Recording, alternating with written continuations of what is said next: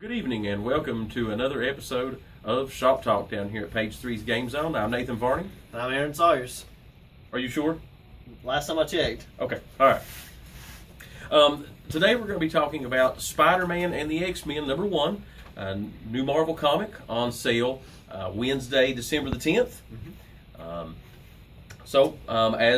As usual with our comic book reviews, we've got some spoiler material here, so if you are interested in reading before you hear about this, then put this on pause, go read the book real fast, and come back and unpause this video. So, without further ado, let's get right into it. Absolutely. Here, this book effectively is taking the place of the Wolverine and the X-Men. Since Wolverine's dead and all. Well, who else rather than Spider-Man takes place? Right. So, according to Spider-Man, now, if you can trust Spider-Man, I mean, Storm had some issues with trusting him in the book, but according to Spider-Man, it was amongst Wolverine's dying wishes to have Spider-Man come in and take his place at the Jean Grey School. Yeah. So, and thus we have the book. Artist on the book, writer is Elliot Kalin, and the artist, Marco Failla. I hope I'm pronouncing both of those properly, and I'm sorry to them if I'm not. But nonetheless, I actually am not familiar with either of their work prior to this, so I'm sure this is not their first rodeo, but I had not familiar enough with either of their names to have recognized them right off. So, anyway, book focuses on just getting Spider-Man situated into the school as an instructor. Of course, there's some resistance, as always, to him even coming onto the staff. Even by other staff members. Yes, primarily Storm. Mainly Storm. Spider-Man did not help his cause by talking about her husband, Black Panther. Right. Which she pointed out. Yes. So, but nonetheless, it was, I kind of I was left a little bit like I was with last week's when Pat and I talked about Secret Six #1. I was kind of left in the same spot here where there was some action in the book. I mean, they had a battle with Unis the Untouchable on the grounds. Yeah. Like basically as soon as Spider-Man arrived. Yeah. It's right off. And then they go to a museum. Spider-Man takes them to a museum, and they end up getting in a fight with Sauron. And Stegron. Stegron? Yeah. Stegron, Sauron. Yeah. I think I'm pronouncing. Actually was not... I feel really bad Stegron. But Spider-Man had been effectively placed there. Wolverine wanted him there because he felt like that there was a mole. Yeah, a traitor amongst them. Yes. So I think that, the book goes and it's maybe revealed that the traitor was Shark Girl.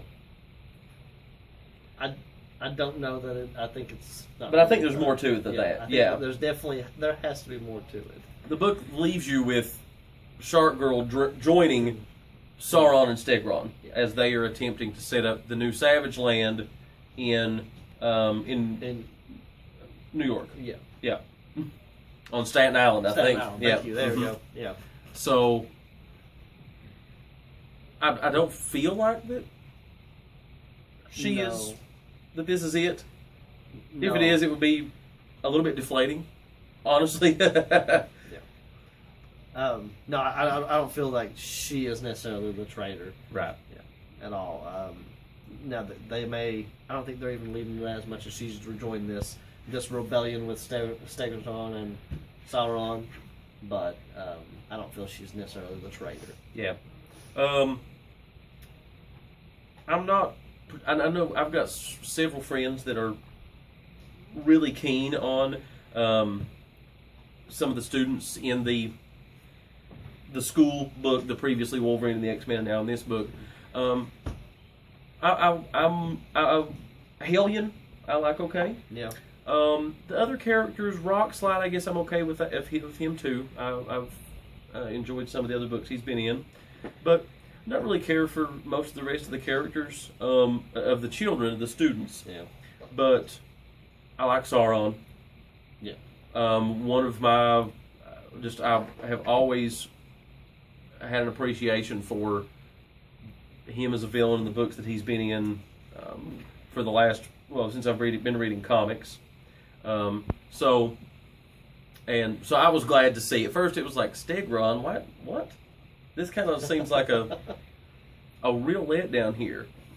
And I don't suppose like it probably should have been. It's just then you flip the page and there's Sauron, and I was like, it makes sense. There we go. Yeah, I'm okay with that. And that's most of the students. I don't really necessarily have an emotional attachment to or anything so far. They haven't really stuck with me.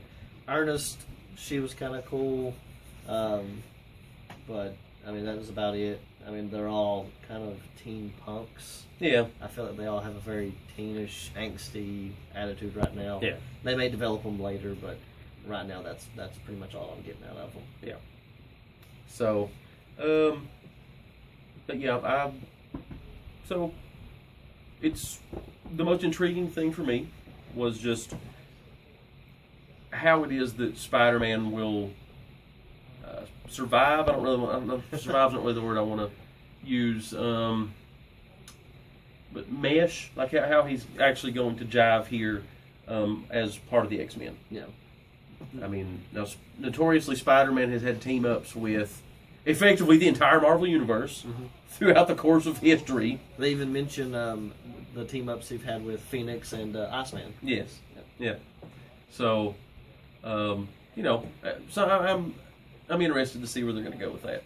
But I'm actually more interested in how is this fight with Sauron. How are their dealings with Sauron going to play out? Because I was like, hey, this is. I mean, I halfway expected it to be like for them to pull out an Apocalypse or a Mr. Sinister or Green Goblin even. I mean, there's so many possibilities. Oh yeah. For the big villains for them to pull out, and then to pull out Sauron. I mean, most people consider him a B-list villain. I would. I mean, I suppose so. It's just once in a while I like to see the B-listers. Yeah, absolutely. So, well drawn on him. Some of the panels it was kind of hit and miss on a few things. I think just a few spots that it was like, maybe a little rushed here. I think Pat kind of felt that way about some of the stuff in Secret Six last week, if I'm not mistaken. But I kind of felt the same way here, that it was a few parts where maybe they didn't take quite as much time. But overall, like I thought it was good overall. Yeah, personally. yeah. Solid art. Definitely, probably more suiting for my taste, more suiting for Spider-Man than the X-Men. Yeah. Other than Sauron, I like that take on Sauron that was in here. So, what? Anything really jump out and grab you with this particular issue, Aaron? Anything that really jumped out? I do like the art and everything. I like the way they're going with this. I guess it's been done a million times in movies with the new teacher and the all angsty delinquents of the school. I like that he's the special class teacher trying to find out who the traitor is. And that's the first place he's looking for him. But I really like the Banff. I'm not familiar with the character myself. The small night crawler. Oh yeah. His name will come to me as soon as we turn the camera off. I know you're talking about. Yeah. I've never seen it. Like he was moving the coat back and forth. Yeah. And he kept hanging the same coat. The kind of hijinks I expect from a Spider-Man. Yeah. So, and I like that they're sticking with that and throwing in some X-Men as well. Yeah. With that. So, could definitely be a story that could long term have a lot of cool places to go. So just be interesting to see how they develop the relationship with how Spider-Man fits in with at the school. Absolutely. I think this was more of an introduction. I'm ready to see it snowball. Yeah. Yep, definitely. All right. Well, I think that just about wraps it up. Definitely, much like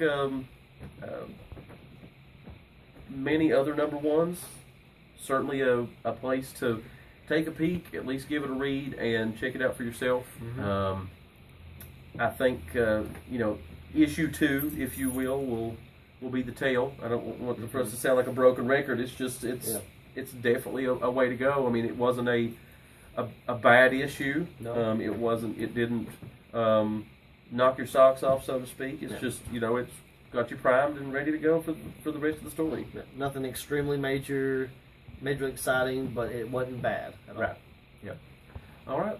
Well, that'll wrap this episode of Shop Talk up down here at Page 3's Game Zone for Spider-Man and the X-Men #1. So if you've not already picked your copy up and you live in or near Pikeville, we've got some left. So come in and check that out, and we'll see you next time.